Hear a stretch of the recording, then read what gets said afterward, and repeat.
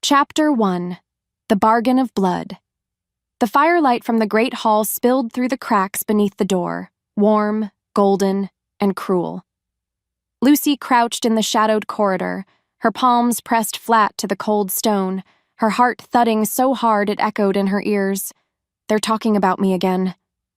She's useless, her stepmother hissed. An omega without a bond, no dowry, no worth. We'll sell her to Lord Fenric by dawn, 10 gold coins, and she's his. Lucy's breath caught. 10 coins. That was all she was worth? Less than a stable mare, less than the silk cloak her stepsister wore to dinner. She bit her lip until she tasted iron. No, she whispered under her breath. No, please.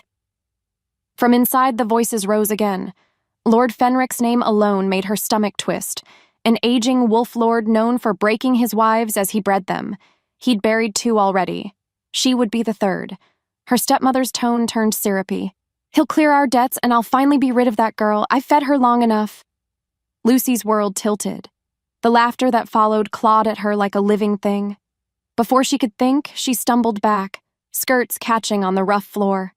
Her pulse roared in her ears as she fled up the narrow servants' staircase. That's when she saw it. The old chest at the end of the hall, the one that once belonged to her mother. A piece of ribbon dangled from the lid, frayed and faded, but still pink, the color of warmth, of memory. Lucy fell to her knees and pried it open. Inside lay a small leather pouch, sealed with wax. She broke it with trembling hands. 10 gold coins. Exactly 10. Her mother's handwriting was carved faintly into the wax seal. For when you must choose yourself. Lucy pressed the pouch to her chest, tears blurring her vision. Thank you, Mother, she whispered. I'm choosing now. That night, the manor fell silent, unaware that one of its ghosts had decided to stop haunting its halls. Chapter 2. The Hidden Pouch. The cold was sharper than she'd ever known, an animal biting at her fingers and toes as she trudged across the frozen fields. By the time the first light of dawn broke, Lucy's breath came in ragged gasps. Her boots were soaked through, her cloak torn by brambles. Still, she didn't stop. If I stop, they'll find me. Behind her, the horizon bled orange over the distant spires of House Velmore. She could almost imagine her stepmother waking to find her bed empty, her voice shrieking through the corridors. The guards would be sent next. She clutched the pouch tighter beneath her cloak.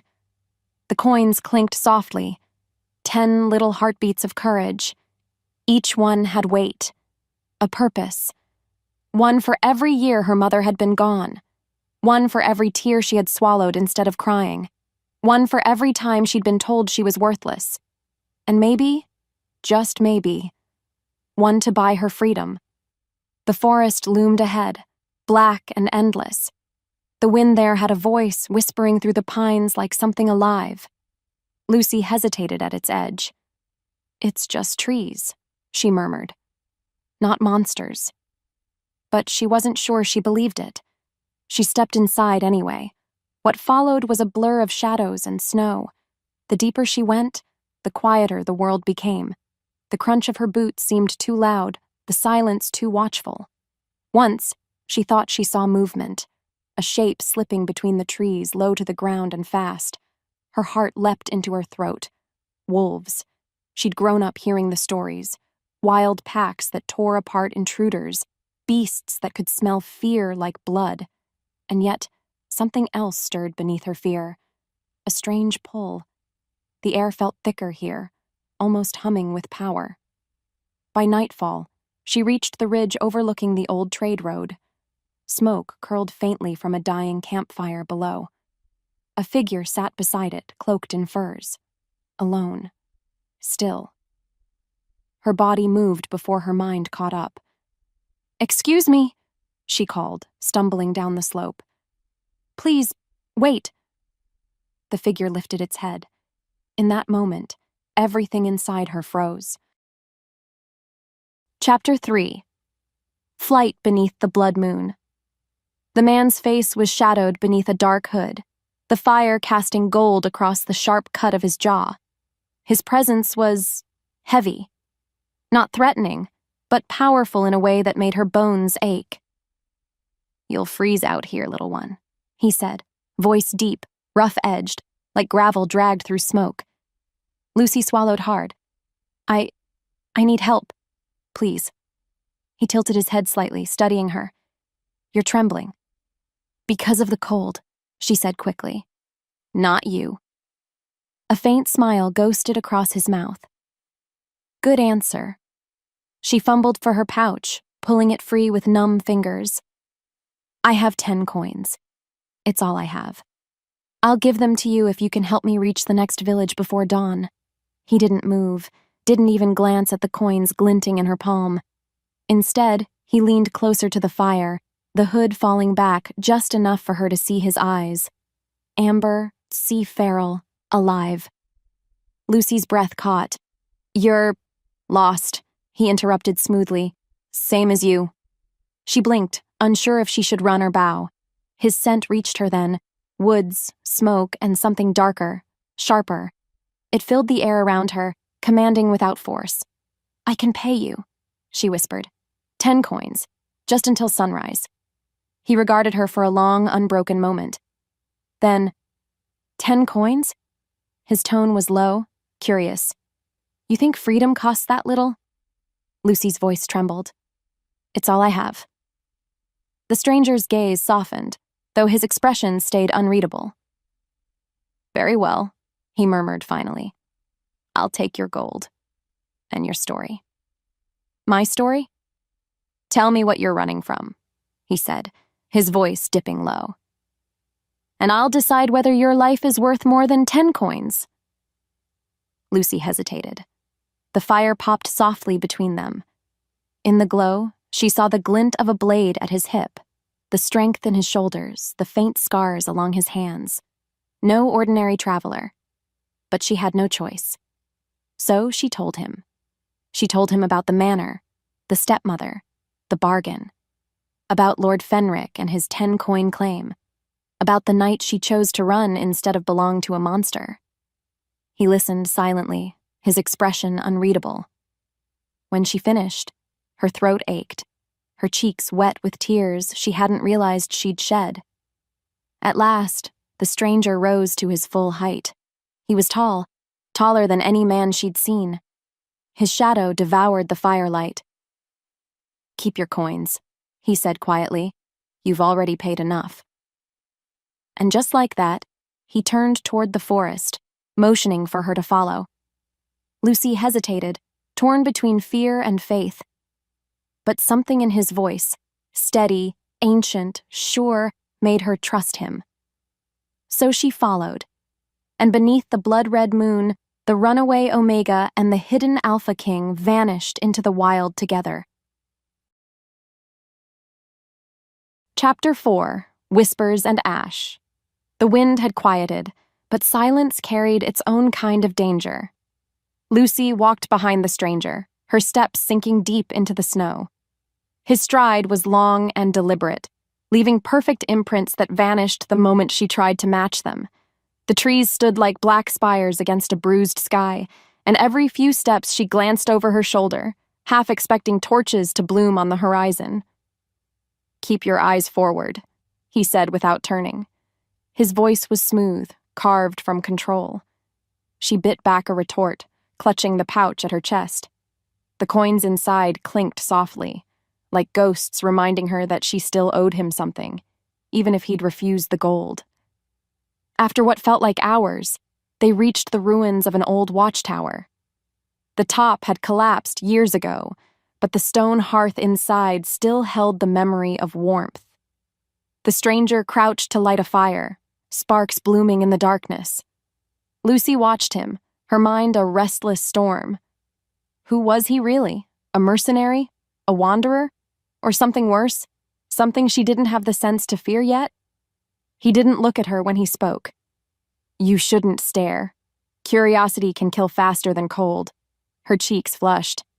"And yet, you invited me to follow you." "I didn't invite you," he said evenly. "I allowed it." The words landed like a challenge. Lucy drew herself up, small but defiant. Then why not leave me to die? He added another branch to the fire before answering. Because you ran toward freedom instead of begging for it. That counts for something. She didn't know if that was praise or judgment. Either way, she felt it like a mark branded deep. When the fire grew, she sat close enough to thaw her fingers. Do you have a name? Names are dangerous things, he replied. They bind. Then what should I call you? He hesitated, then said quietly, Call me what you fear least. Lucy's breath caught. She didn't know whether to laugh or pray. Chapter 5. The Echo of Hunters. The stranger hadn't slept once. When dawn crept pale and hollow across the ruins, Lucy found him standing outside, the wind tugging at his cloak. His eyes were half-lidded, as though listening to something far away. What is it? She asked softly. Trouble, he said. They're close. Her stomach dropped. How do you know? He turned his head slightly, the corner of his mouth curving. Because the forest speaks when men don't. Lucy didn't understand, but she didn't question him. He moved like someone who'd lived a lifetime in silence, someone who trusted his instincts more than he trusted people. Pack what you have, he said. We leave now.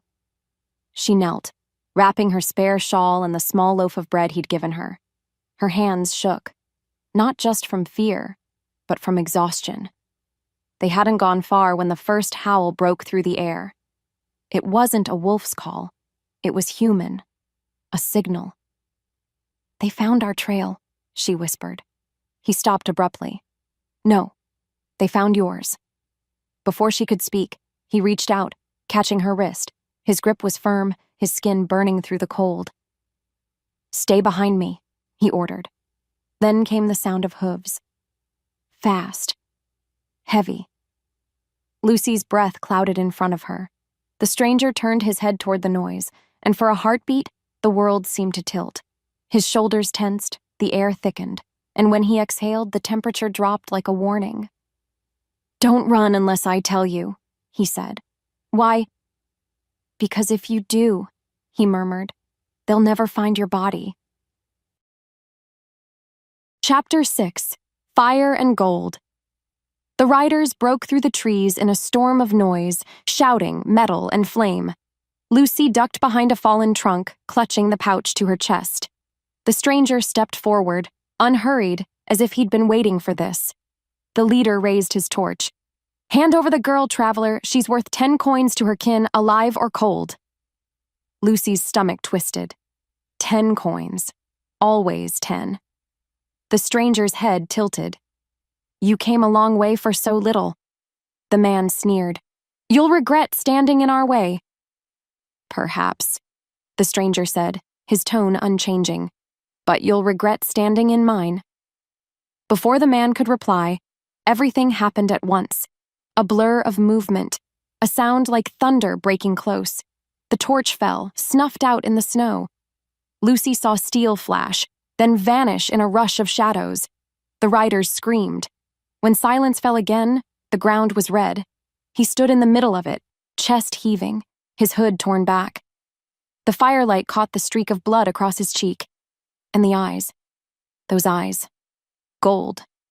Not human gold, but something wild and ancient. Lucy couldn't breathe.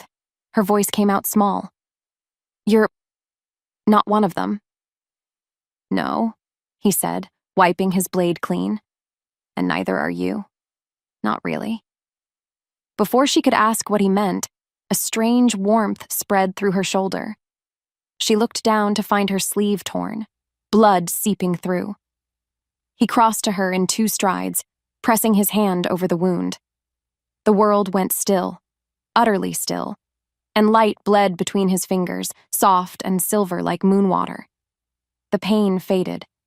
When he pulled away, her skin was smooth, unbroken. Lucy stared. What did you do? He didn't answer, only looked at her with those glowing eyes and said, We need to move before the next patrol finds us. But as she followed him into the shadowed path beyond the ruins, one thought echoed through her mind. No ordinary man bleeds light, and no ordinary fate begins with 10 coins in a stranger's hand. Hammer Chapter 7. Wolves in the Trees. The deeper they walked, the quieter the world became. Snow muffled every sound except the crunch beneath their boots. The air hung thick with frost and the faint metallic scent of ice. Even the trees stood like sentinels, their bare branches etched against the gray sky. Lucy had stopped trying to count the hours. The stranger, still nameless, moved like a ghost, never stumbling, never slowing. She tried to match his pace, but her legs burned with each step. "Do you ever rest?" she muttered under her breath. "Not when I'm being followed," he said without turning. Her breath hitched. "We're still being hunted?" "Always." He glanced back briefly, and she caught that flash of gold in his eyes again. Not a reflection, not a trick of light, something alive. As they pressed on, she began to notice the signs. Paw prints, too large for ordinary wolves, crossed their path, half buried in the snow. The stranger knelt, touched one, and frowned. "They're not wild," he said. "How can you tell?" "They're waiting." "For what?" He looked up at her. "For us." The words hollowed her stomach. They continued until dusk. Shadows pooled between the trees and the wind carried faint howls, long, drawn-out notes that raised the hair along her neck. When the first pair of glowing eyes appeared beyond the tree line, Lucy froze. The stranger stepped forward, unarmed. He let out a low sound, too soft to be a growl, but not quite human either. The wolves hesitated, then melted back into the dark as though dismissed. Lucy could barely breathe. What just happened?" "They won't touch you while I'm here." "How do you know that?" "Because they know me." He turned then, and in the dim light, something in his expression shifted. No longer the detached wanderer, but something far older. Lucy followed him wordlessly, her mind spinning. The forest seemed to breathe around them, each gust of wind echoing with an unspoken promise. You are not alone, but you are not safe. That night, when they made camp, she lay awake long after the fire burned low, listening to distant howls and the slow rhythm of his breathing nearby. She should have been afraid, but for the first time in her life, fear didn't feel like the strongest thing inside her. Chapter 8. The Arrow and the Glow. Morning came silver and sharp. They moved quietly through the glade, frost crunching beneath their boots. The stranger walked ahead, scanning the horizon. Lucy followed, her thoughts tangled between suspicion and awe. He hadn't told her his name, and yet his silence said more than words ever could. When he spoke, it was only to warn her of thin ice or guide her toward higher ground. "Why help me?" she asked finally. He didn't slow. "Why ask again when the answer hasn't changed?" "Because I don't believe in kindness without reason." "Then stop trying to." His tone was gentle but final. She wanted to argue, but something in his voice made her quiet. They crossed a narrow ridge where the wind bit hard. Lucy shivered, clutching her cloak tighter. Then, out of nowhere, a sharp whistle cut through the air. The stranger reacted first. He spun, pulling her against him just as an arrow hissed past. The shaft struck her shoulder, shallow but burning. She gasped, her knees buckling. "Stay down!" he barked. Before she could answer, he moved. Swift, silent, lethal. The woods exploded with noise, a shout, a cry, the crack of branches. Then nothing. When he returned, his hands were stained red. He dropped to his knees beside her, his expression unreadable. "Let me see." "I'm fine," she lied, her voice thin. He ignored her, tearing the sleeve of her cloak. The wound bled steadily, staining his fingers. Then he pressed his palm over it. Lucy cried out, but not from pain. Light flared where his skin met hers, faint at first, then brighter, pulsing with a rhythm that matched her heartbeat. Silver white, alive. pure. Her breath came shallow. What is that? His jaw tightened. Something I can't control. The warmth spread through her body, curling beneath her ribs until her chest ached. The pain in her shoulder vanished, replaced by an electric thrum that made her vision blur. When he pulled away, a faint mark glowed on her skin, a crescent of light, fading as quickly as it appeared. She touched it, trembling. What did you do to me? He stood, backing away slightly. Nothing you weren't already bound to. Her pulse raced. Bound? But he said nothing more. Only turned toward the horizon, his silhouette dark against the rising sun. Chapter 9. Beneath the Howling Sky. By nightfall, she could barely stand. Fever burned beneath her skin, a slow-rolling heat that made the world tilt. Her wound was gone, but her veins felt alive with light. The stranger carried her across a frozen clearing, his breath misting in the air. She tried to speak, but the words tangled in her throat. Rest, he murmured. You're safe for now. He set her down beside a river locked in ice. The surface shimmered under the moonlight, reflecting the silver streaks of clouds above. Lucy's head lolled back against his cloak. You shouldn't have helped me, she whispered. Now they'll come for you too. They already do, he said softly. When she looked at him, his face was caught between light and shadow. The lines were harsh, the eyes too bright. And yet his voice was almost tender. Why are you running? She asked, her words slurred. You act like a man who's lost something. He didn't answer right away.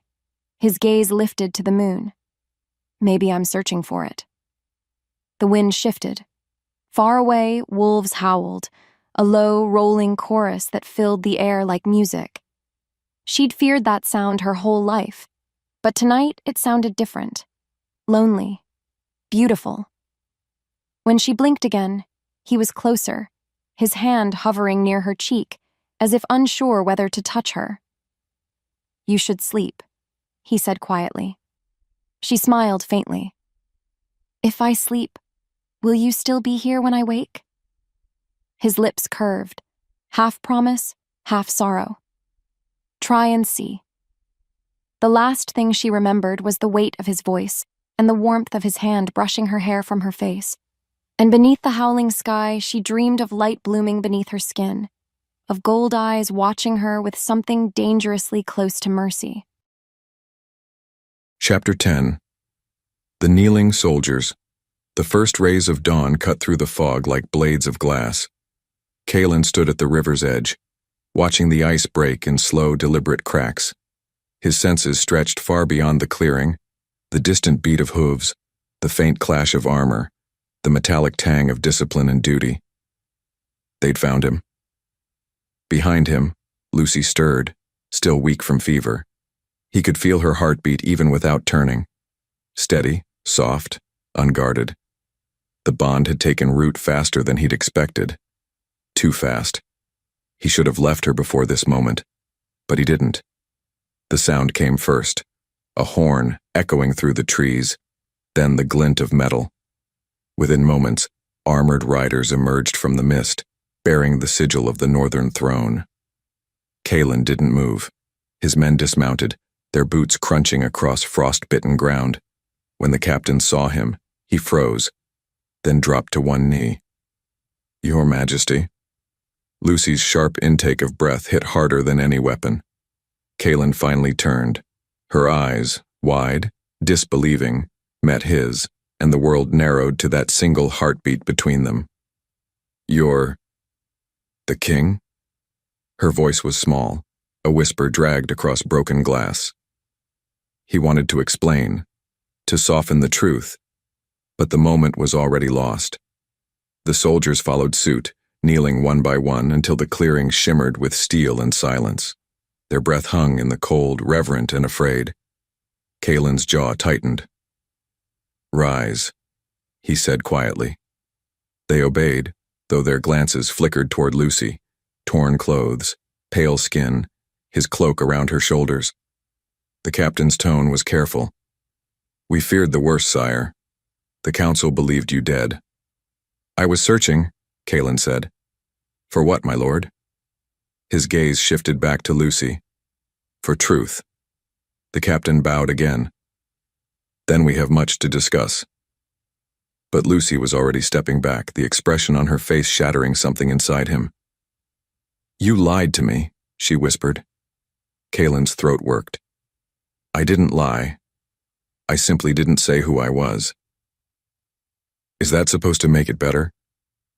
Her voice trembled, and for the first time since the crown had touched his head, he didn't have an answer. Chapter 11, Chains of the Crown. The sun climbed higher, but the day only grew colder.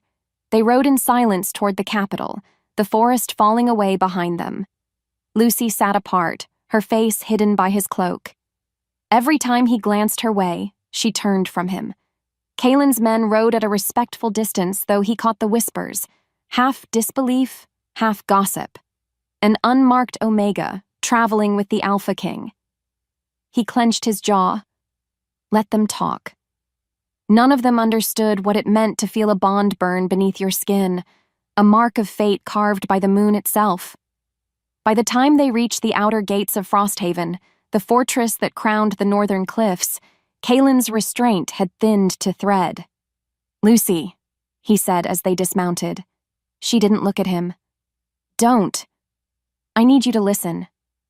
"I listened when you told me to follow you," she said, voice steady now. "When you said I'd be safe. You let me speak my fears as if you were just a man, and all the while you were wearing a crown I couldn't see." Kaelin stepped closer, lowering his tone.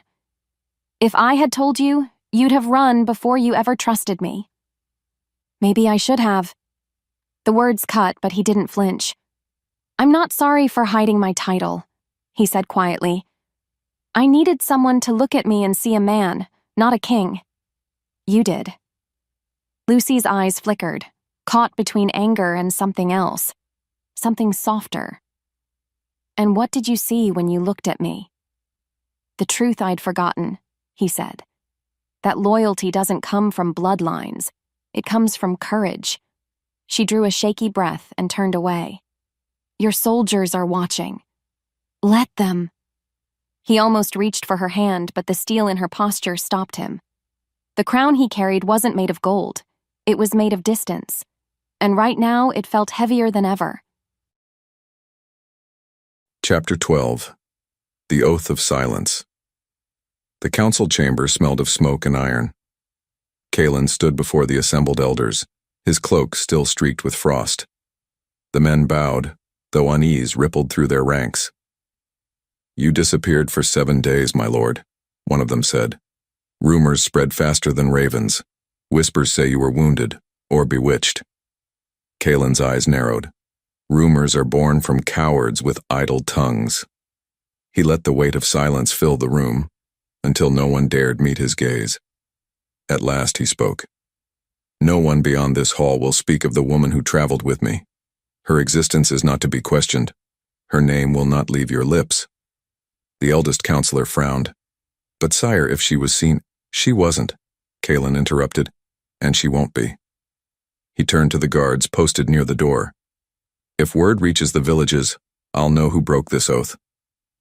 When the chamber emptied, Kaelin exhaled slowly. He found Lucy waiting in the shadow of the archway, her arms crossed. "You don't have to protect me," she said quietly. "I do," he answered. "Because the court won't forgive what they don't understand." "Then what happens when they find out anyway?" He stepped closer, lowering his voice until it brushed her ear. "Then I'll make them remember who their king is." Her eyes lifted to his, the fear still there, but now layered with something new. Trust. Kaelin reached out, his thumb brushing her wrist. The mark beneath her skin shimmered faintly, responding to his touch. "Until I can name you before them," he said, "you must remain hidden. If they learn what you are, not even the crown will shield you." Lucy nodded slowly. "Then I'll be your secret." Kaelin's chest tightened. Not forever. Her breath caught as he leaned close enough for his words to warm her skin. You have my word, he whispered. I'll protect you, even if it means breaking my kingdom to do it. And in that moment, beneath the weight of stone and silence, the Alpha King made a vow that would reshape the fate of them both. Chapter 13. The Wolf's Prophecy. The moon hung low that night, huge, swollen, and watching. Kaelin sat at the edge of the campfire, its embers crackling red against the frost. Lucy slept a few feet away, wrapped in his cloak, her hair spilling like dark silk over the furs. The mark on her shoulder had begun to fade, but he could still feel it, its echo thrumming beneath his own skin. The bond had formed. He knew it. The wolf inside him had known the moment his blood touched hers. But the man in him. The man still hesitated. He stared into the fire, his thoughts crawling toward the prophecy he'd sworn never to believe. When the blood moon rises and the kingdom stands divided, the Alpha King shall find his mate among the forgotten. She will be marked by moonlight and chosen by fate. But her love will bring both salvation and ruin. He had dismissed those words once as the madness of seers, fairy tales told to desperate wolves. But now she lay within reach, breathing softly beneath the same cursed sky. Kaelin's jaw tightened. He hated how easily she had breached the fortress of his solitude. Her voice had become the only sound that could still his temper, her presence the only thing that soothed the restless beast clawing within. He didn't want to believe destiny had chosen her for him. He wanted to believe he had chosen her. When she stirred, Kaelin's body reacted before his mind did. His wolf, never fully silent, pressed against his ribs, pacing. Couldn't sleep, she murmured, blinking drowsily. He looked over his shoulder. The firelight painted her face in soft gold, her eyes still heavy with dreams. I don't sleep much, he said. Kings don't? Wolves don't. She smiled faintly, pulling the cloak tighter. You make it sound like both are curses. They are. Silence stretched between them, quiet but alive. The forest seemed to listen. Finally she whispered, You're thinking of something. What is it? Kaelin hesitated, the truth clawing at his throat. He could lie. He could tell her it was nothing, that she should rest, that dawn would come soon. But she deserved more than lies. There's a story, he said at last, voice low, old as the throne itself, about a wolf born under the blood moon, fated to rule, fated to lose everything if he denied the bond meant for him. Her brow furrowed. A prophecy? Yes. He stared into the flames. They said the Alpha King would find his salvation in a woman marked by moonlight, low-born, forgotten, bound to him by fate. Lucy went still. Her voice trembled. That sounds like me. It does, he admitted. Too much. The crackle of fire filled the space between them. She shook her head, the movement sharp. That's absurd. I'm no one. I can't even. You underestimate yourself, Kaelin said softly. But the moon doesn't. He rose, crossing to her before she could retreat. His hand hovered just above her shoulder, over the faint crescent that shimmered faintly in the firelight. This mark, he said, his tone almost reverent, is older than our laws. It's the language of the bond. Lucy's breath hitched. Then I'm trapped, aren't I? Fate has already decided. Kaelin's hand clenched at his side. You're not a prisoner to prophecy. You still have a choice. She looked up at him, eyes glimmering. Do you? The question struck deeper than she knew. He could have said yes, but the truth hung between them, undeniable, heavy, alive. When he finally spoke, his voice was a growl, barely above a whisper. I don't know anymore. The wind shifted, scattering ash across the snow, and under the watchful moon, two souls stood between destiny and defiance, bound by something neither could undo. Chapter 14. the softness of trust. By the time dawn broke, the forest had changed. Mist curled through the trees, softening the world into shades of silver. Kalen walked ahead, his senses alert. Every heartbeat of the woods pulsed through him. The distant rustle of prey, the faint crunch of Lucy's boots behind him. He didn't need to turn to know she was watching him. He could feel it, the warm brush of her attention, the cautious rhythm of her breath. When she finally spoke, her voice carried that same disarming honesty that always caught him off guard. "You move like someone born to command." "Habit," he said. "Or instinct." He glanced back.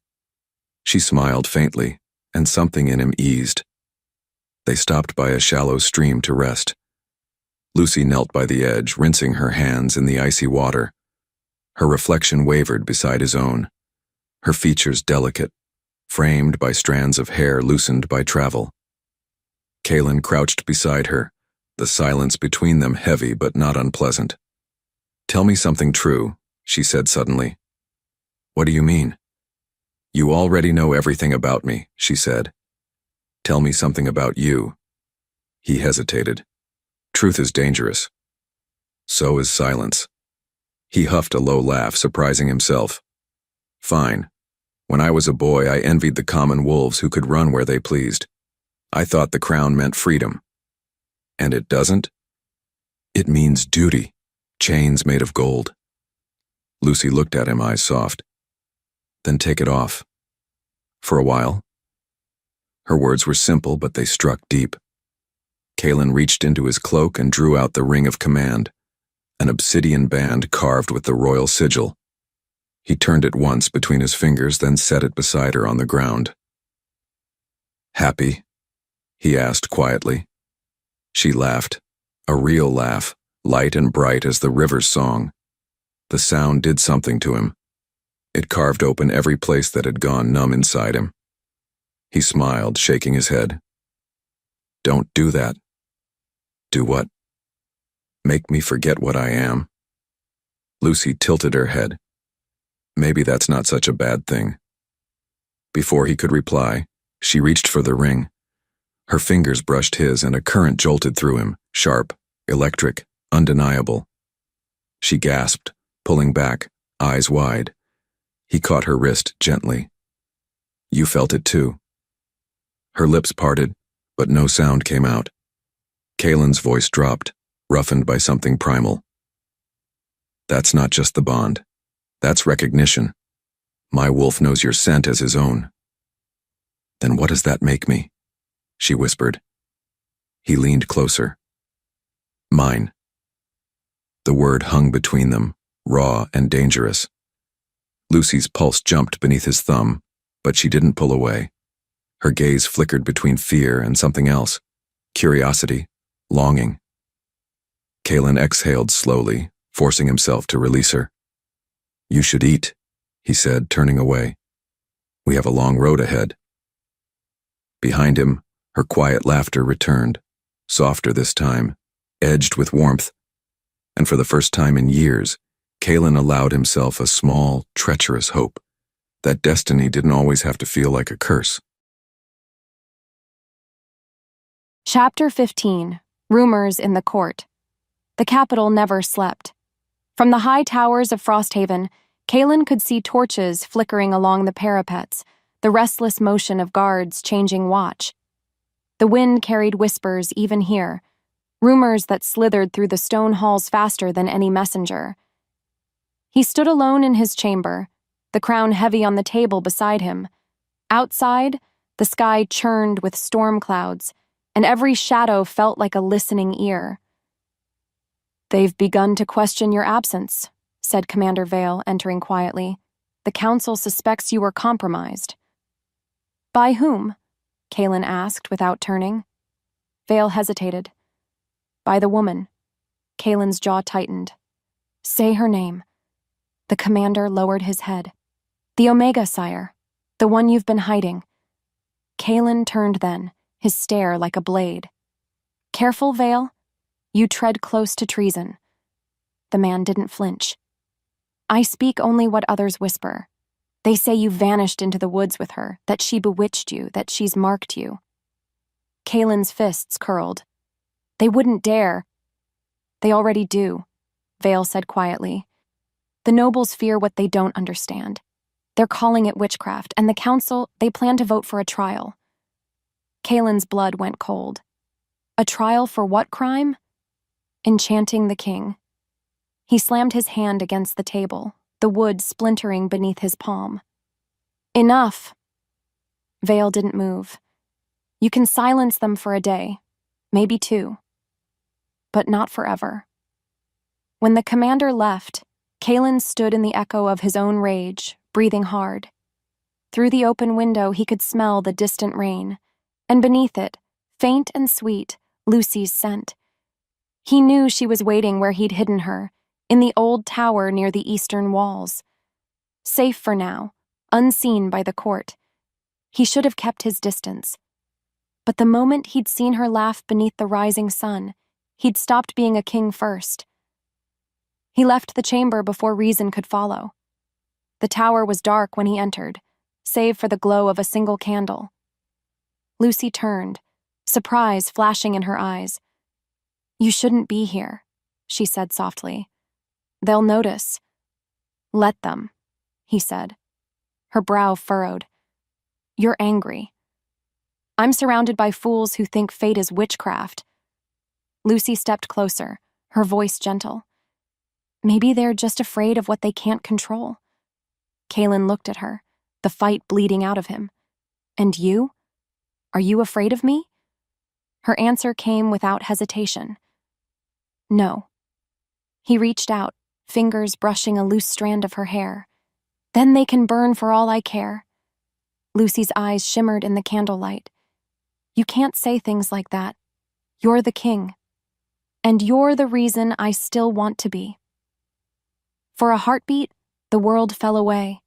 No council, no kingdom, no crown. Just the rhythm of her breath and the soft pulse of the mark beneath her skin. Outside, the storm finally broke. Rain hammered against the stone, drowning the whispers for one night. But Kaylin knew the truth. Storms always ended, and when they did, the world remembered everything they tried to wash away. Chapter 16. The Capture. The night they came for her smelled of iron and rain. Lucy woke to the sound of boots in the corridor. Too many, too precise. The tower had always been quiet. Kaylin had said it was safe. But safety, she learned, was only ever a promise made of breath. By the time she sat up, the door burst open. Torches flared. Soldiers in black steel poured in like a tide. By order of the council, one barked. The woman is to be taken. Lucy stumbled back, heart hammering. What's happening? The nearest soldier grabbed her arm. She fought, clawing, but they were trained, relentless. Rough hands twisted her wrists behind her back. Chains bit into her skin. Please, I've done nothing wrong, she cried. The captain sneered. You seduced the king. That's crime enough. The world tilted. She tried to breathe, but the words struck like blows. Seduced. Crime. King. Kaylin's name burned on her tongue, but she bit it back. He had warned her not to speak it aloud. They dragged her into the courtyard, the rain cold and cruel. The fortress loomed above, its torches flickering like watching eyes. A crowd had gathered, nobles, servants, strangers. Their whispers followed her. Is that her? The witch who bewitched the Alpha King? She looks harmless. That's how the dangerous ones are. Her bare feet slipped in the mud. Lightning flashed, and for an instant she thought she saw him on the balcony, a tall shadow framed by light. But when she blinked, he was gone. The guards shoved her into a covered wagon. Chains rattled as the doors slammed shut. She pressed her forehead against the cold wood, rain dripping through the cracks. Every clatter of wheels carried her farther from him, and closer to the wolves who would judge her. She remembered his words that last night by the fire. If they find you, don't speak, don't beg, I'll come for you. So she didn't beg. She just closed her eyes and whispered into the storm. Please, Kaelin, keep your word. Chapter 17. The Trial of Shadows. The throne hall was colder than the dungeons. Lucy stood chained between two guards, her wrists bruised, her feet bare against marble. The council sat in a crescent above her, 12 men draped in silver and arrogance. Their eyes glinted like blades. At the center, beneath the royal crest, sat Lord Thalin, the High Advisor. His voice was sharp enough to cut stone. Bring forth the prisoner. The guards shoved her forward. She stumbled but caught herself. Name, Thalin demanded. Lucy, she said. Her voice was hoarse. Just Lucy. The council murmured. Just Lucy. The way they said it made her feel small again. A thing, not a person. Thalin rose. You stand accused of witchcraft, seduction, and treason. You bewitched His Majesty and sought to corrupt his rule. How do you plead? I didn't. Silence. His hand cut the air. You will speak only when asked. Her throat tightened. The hall blurred at the edges. They began to read the charges, falsehoods wrapped in formality, that she had poisoned the king's judgment, that her scent carried magic, that her bloodline was tainted. Each lie landed heavier than the last. When they called her a curse in human skin, something inside her cracked. She tried to find Kaelin among the faces, but his throne stood empty. Thalin saw her look. The king has chosen not to appear. A wise choice considering the shame you brought upon his reign. Lucy's stomach twisted. He's not coming. Her heart screamed it, but she refused to let it reach her face. They paraded witnesses, soldiers, courtiers, even a maid from the palace who claimed Lucy had whispered to the moon. Each accusation blurred into the next until she stopped hearing the words and only felt the weight of them. Then came the question that cut through the haze. Do you deny the mark? Thalin asked. Lucy's pulse froze. What mark? The guards tore back her cloak, revealing the faint crescent still glowing on her shoulder. The hall gasped. Thalin smiled thinly. Witchcraft, then. No ordinary woman bears the moon's light. It's not witchcraft, she whispered. It's fate. Fate? He laughed. You call your corruption divine? She met his eyes, for once, unflinching. Call it what you will. But I didn't choose it. Neither did he. The room fell silent. The echo of her words seemed to tremble in the air. Thalin's expression hardened. Take her below. The council will deliberate her sentence. As the guards dragged her away, Lucy whispered again. This time not to the council, not even to herself, but to the bond she could still feel thrumming faintly under her skin. He'll come. He has to. Chapter 18. The Alpha's Fury. They didn't make it to the dungeon. The great doors of the hall thundered open before she reached the stairwell. Wind howled through the chamber, scattering scrolls and extinguishing torches. And then, his voice. Enough. Every head turned. Kaelin strode through the doors like a storm-given flesh, his cloak whipping behind him, his eyes burning gold. The guards fell back instinctively. Thalin paled.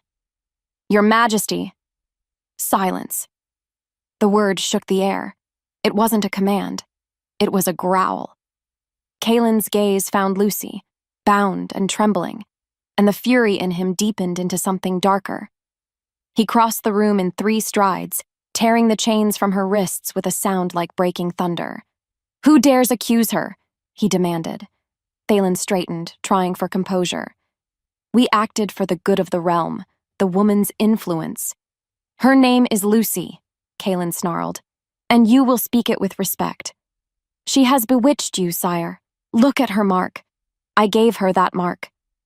Gasps rippled through the council. Kaelin turned slowly, his voice dropping into a deadly calm. You speak of treason, yet you dare to condemn my mate under my roof. You claim loyalty, yet betray the will of your alpha? Thalin's lips parted, but no sound came. Kaelin stepped closer, the growl rising in his chest, half human, half wolf. "You forget who I am," he said. "I am not bound by your counsel or your fear. I am bound by the moon, and by her." The room trembled. Dust drifted from the rafters. When he took Lucy's hand, his wolf surfaced fully, the shift surging beneath his skin. His eyes flared white-hot, his voice thundered through the hall. "If you touch her again, I will tear this throne apart stone by stone and build a pyre with your laws." The council recoiled. Some knelt, some fled. Lucy stared at him, awe and terror twisting inside her. She could feel his pulse through their joined hands. Wild, desperate, alive. "Kaelin," she whispered. "Stop, please." His breathing slowed. Slowly, painfully, he mastered the beast. Then he turned back to her, voice raw. "You said you'd trust me." "I still do," she whispered. He closed his eyes, his forehead resting against hers. Around them, the hall lay in ruin. Broken pillars, scattered scrolls, terrified men. But in that chaos, there was peace. Chapter 19. The Breaking Point. The throne hall reeked of fear. Kaelin could smell it on every man who dared to stand before him, the sharp tang of cowardice masked behind words like law and duty. Lucy knelt at the base of the dais, her hands bound, her head bowed. They'd dragged her back after his earlier outburst, ignoring his command, hiding behind council decrees written by men who'd never known the weight of fate. Now, Thalin's voice droned above the crowd. For the crime of witchcraft, deception, and corruption of the crown, Kaelin's claws itched. His wolf pressed against his skin, restless, furious. The sentence is death by silver. The words shattered something inside him. No. Every head turned. Kaelin rose from his throne, slow and deliberate. His voice rolled through the chamber like thunder. "You will not touch her." Thalin lifted his chin. "You no longer rule alone, Majesty. The council defies me." Kaelin's tone was soft, dangerous. "In my hall?" Thalin's lips curved in mock sorrow. "We serve the realm, not your heart." That was the last straw. The air cracked. Kaelin's power surged, snapping through the room like a storm unchained. The torches flared, shadows leapt, and the marble trembled underfoot. In the heartbeat that followed, his wolf took control. Bones shifted, muscles tore and healed, armor split at the seams. His growl rolled through the hall low and primal. The transformation was agony and ecstasy entwined, fur and flesh, rage and reason, until he stood no longer as a man, but as the silver beast the moon had birthed. The guards froze. The councilman stumbled back. Lucy looked up, her breath catching, eyes wide but not afraid. "Mate?" The word echoed through every pulse of his body. He leapt from the dais, landing between her and the executioner. The man's blade swung. Kaelin's claws met at mid-arc, shattering steel like glass. Screams erupted. The wolf turned, his fangs bared, his voice rumbling through the walls in a language older than the kingdom. "You will not harm what is mine." The council scattered, robes dragging across the floor like fleeing ghosts. Only Thalin remained, trembling, his composure finally breaking. "You've doomed yourself," he spat. "No king survives when his people see him as a monster." Kaelin's glowing eyes fixed on him. "Then I'll reign as one." With a single motion, he broke the silver chains at Lucy's wrists and lowered his head beside hers. His breath brushed her skin, hot and wild. "Run," he growled softly. But she didn't. "I won't leave you." For a heartbeat, man and beast warred within him, the urge to destroy, the need to protect, and beneath it all, her voice tethered him to something human. He turned toward the council dais, his massive form haloed in moonlight streaming through shattered windows. "Every law you've built," he rumbled, "dies tonight." And with a single, earth-shaking roar, the throne of the North fell silent. Chapter 20. The Claim Before the Court. Smoke drifted through the air, curling between broken pillars. The wolf retreated slowly, the shift pulling back like a tide until Kaylin's human form emerged, bare, bleeding, trembling with the effort of restraint. He sank to one knee beside Lucy. The world seemed to narrow to her face, pale in the wreckage. "Kaylin," she whispered, reaching for him. He caught her hand, pressing it to his chest. "It's over." But she shook her head, tears streaking down her cheeks. "No, not yet. They'll come again." He looked down at their joined hands, at the faint shimmer of the bond beneath her skin. "Then they'll find us bound by something no law can break." He raised his hand, fingers trembling, and pressed his palm flat against her heart. Her pulse leapt beneath his touch. The mark answered. Silver light flared between them, soft at first, then blinding. The air grew thick, electric. Every witness left in the hall gasped as moonfire bloomed across her chest, mirrored by the same glow racing down his arm. The mark wasn't ink or burn. It was soul-given shape. Kaylin felt it. The heat, the weight, the truth. It seared through his veins, merging them in ways deeper than blood. Her breath hitched, his heart stuttered. When the light faded, the room smelled of ozone and snow. Lucy trembled, her hand still over his. "What did you do?" "What was always meant to be," he said quietly. "I claimed you before them all." Her eyes filled with tears, but they weren't born of fear. "Then I'm yours?" Kaylin's thumb brushed her jaw. "You always were." Behind them, the surviving councilman whispered prayers and curses. One dropped to his knees. Another fled the hall entirely. The captain of the guard bowed low, his voice breaking. "The bond is sealed. The prophecy. It's real." Kaylin rose, pulling Lucy gently to her feet. Her mark glowed faintly beneath the torn fabric, her body trembling from the rush of magic. He turned toward the court. His eyes burned gold again, but this time they carried no rage, only command. "Bear witness," he said. "The moon has chosen. Deny it, and you deny the Alpha's will itself." Chapter 21. The Alpha's Decree. Silence claimed the throne hall. Kaylin stood tall, his body still marked with streaks of silver light. Lucy's hand rested in his, her pulse steady now, a rhythm that matched his own. The council knelt, one by one, some in reverence, some in fear. Only Thylin resisted, his voice shaking with venom. "You've cursed the realm with your lust. That girl will bring ruin upon us all." Kaylin descended the steps, slow and deliberate. His bare feet echoed against marble. "You call love a curse because you've never known its power." Thylin spat. "Power corrupts. Even kings fall to it." Kaylin stopped before him. "Then let me show you the difference between power and strength." He seized the counselor by the collar, dragging him close enough that the old man could see the silver burning in his veins. "Power rules through fear," Kaylin said. "Strength protects what it loves." He released him, letting him collapse to the floor. Then he turned to the hall, his voice rising, not as a roar, but as something deeper, resonant, absolute. "Hear me," he commanded. "This woman is my mate, my equal, my queen. Whoever challenges her challenges me." The words carried the weight of oath and threat alike. The captain dropped to one knee. "Long live the queen." The cry spread, hesitant at first, then stronger, rippling through the guards, the courtiers, the servants. "Long live the queen." Kaylin looked back at Lucy. The firelight caught the mark glowing faintly across her collarbone. His mark. Their mark. She met his gaze, trembling but unbroken. "You just declared war," she whispered. Kaylin smiled, his voice a promise. "Then let them come."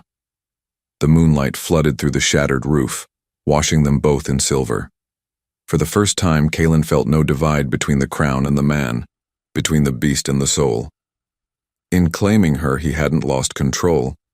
He'd finally found it. Chapter 22. The aftermath of fire. The kingdom still smelled of smoke.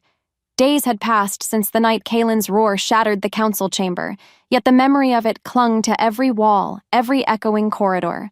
The marble had been scrubbed, the banners rehung, but no one could wash away what they'd seen. A king shedding his crown to save his mate. And me, a servant's daughter standing where queens once trembled. Even now, as I stood upon the palace balcony overlooking the frosted vale, I could feel the world shifting beneath me. Fires had been lit across the kingdom, some in celebration, others in rebellion. The Alpha King's mark was no longer rumor, it was proof. The court below was a wound healing too slowly. Nobles whispered in corners, guards patrolled in pairs. But the people, the ones who lived outside these gilded walls, had begun to sing my name in the markets. Queen Lucy, they called me. The Queen of the Mark, the Queen of 10 coins. Sometimes I didn't recognize myself when they said it. Behind me, the door creaked open. Kalen's footsteps were unmistakable, firm, measured, but never harsh.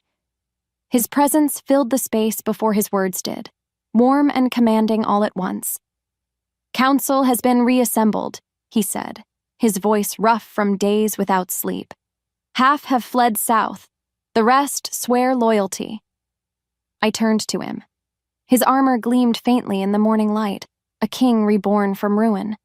Yet behind the steel, I saw the man, the one who had knelt in blood to claim me, the one who'd chosen love over law. "And do you believe them?" I asked. He came closer, his golden eyes searching mine.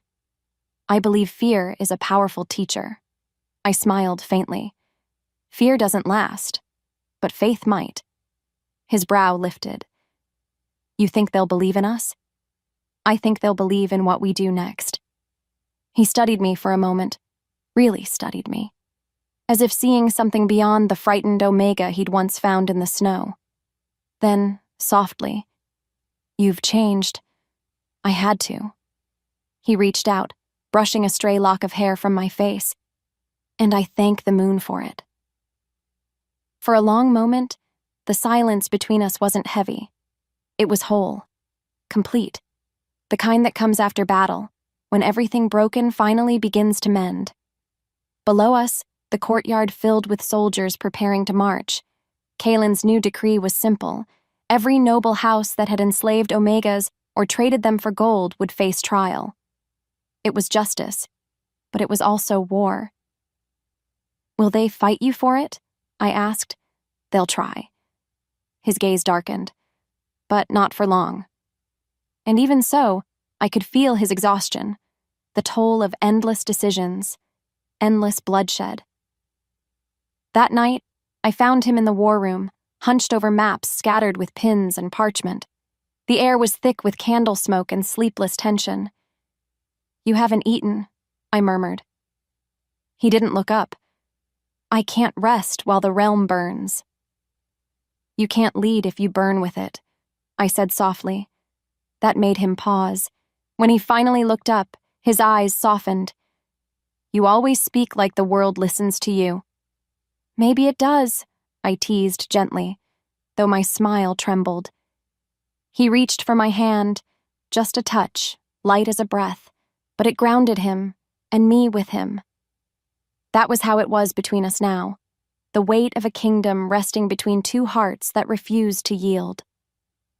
By dawn, the council chamber reopened under new banners, one stitched with silver threads forming a moon entwined with a wolf's paw, the mark of a united reign. Kalen stood before the court, his voice steady. "From this day forward, no Omega will be bartered, bound, or sold. Their lives belong to the moon, not to men." And when he turned toward me, his eyes found mine in the sea of faces. "The Queen of 10 coins will oversee their freedom." The chamber erupted, some in outrage, others in awe. But I stood tall, the 10-coin pouch resting at my waist like a talisman. That night, when we were alone, I told him, "They'll call you mad." He smiled faintly, leaning close. "Then they'll call you my madness." And in his arms, I realized this was not the end of our story. It was the beginning of the kingdom we'd promised each other beneath the blood moon. Chapter 23. The Sanctuaries of Freedom. The first sanctuary rose where the forest met the river, on the very road where I had once offered 10 gold coins for my life. It was built from stone and sunlight, not fear. Walls of pale marble, open courtyards filled with wildflowers, and windows wide enough to let the dawn spill through. I named it Haven's Rest. The first night it opened, I stood among a crowd of trembling girls, omegas from villages and slave houses, some barely older than I'd been when I fled. Their eyes carried the same question mine once had. Am I safe here? Yes, I told them. You are. It wasn't easy. The nobles resisted. The council argued. Some claimed I was wasting royal funds, others that I was soft-hearted, naive. Kaelin silenced them with a single sentence. A kingdom that fears mercy has already fallen. We built 3 more sanctuaries within the year. One in the north, where winter never softened. One in the capital, beside the old trading square. And one, my favorite, beside the cliff overlooking the sea. There, I would walk the shoreline at dusk, the wind in my hair, and remember what it felt like to run for my life. Only now I ran towards something instead of away. One evening, a little girl approached me, no older than 10, her eyes wide and hopeful. Is it true, she asked shyly, that you were sold for 10 coins? I smiled. Almost. And the king bought you back? My throat tightened. No, little one. I bought myself. Her eyes widened. Then maybe I can too. I knelt before her, tears stinging my eyes. You already have. From that night, the girls began to leave small silver tokens on the sanctuary steps, 10 of them exactly, in honor of every woman who had bought her own freedom. Kaelin called it a miracle of courage. I called it a promise. Sometimes he visited in secret, cloaked and unannounced, just to walk among the people and listen. The guards called him reckless. I called him kind. We grew closer in the quiet between wars, in the small things, the shared laughter over burnt bread, the stolen kisses in the royal gardens, the unspoken bond that hummed even in silence. Yet peace was not without ghosts. One night, as I lit candles for the girls lost to the slave houses, I asked him, "Do you ever regret it? Choosing me?" He turned to me, his hand finding mine, warm and sure. You think love is a choice? I swallowed. Isn't it? No, he said softly. It's the only thing that never was. The light flickered against his jaw, tracing the faint scar there, the mark of the night he defied his counsel for me. I touched it gently. I love this, I whispered. The scar? The proof. His smile was quiet, reverent. Then I'll never let it fade. And that was when I knew the prophecy had never been about destiny or divine favor. It had been about choice, about defiance, about 2 souls who refused to bow to a world that told them they couldn't love. Chapter 24. The 10-coin crown. The royal library was my favorite room in the palace, not for its books, though I loved them dearly, but because it was the only place where the world seemed to pause. The sunlight fell in golden ribbons, the dust glittered like stars, and the walls carried the faint scent of parchment and ink. It was there, one quiet afternoon, that I found Kaelin waiting. He stood by the great window, dressed not as a king, but as a man. No crown, no armor, just a loose shirt and the faint smile that never failed to undo me. On the table before him sat 2 things, the crown of the north and my old leather pouch. The sight of it stole my breath. You kept it? I whispered. He nodded. Always. I stepped closer. The leather was worn, the seams frayed, yet it held all the weight of my life before him. I could almost feel the snow again, hear the clinking of coins as I begged a stranger for help. How strange, I murmured, tracing the stitching. That something so small began all of this. He picked up the pouch, weighing it in his hand. 10 coins bought more than freedom, he said softly. They bought fate. I met his eyes, my chest tight. No, I said. They bought us.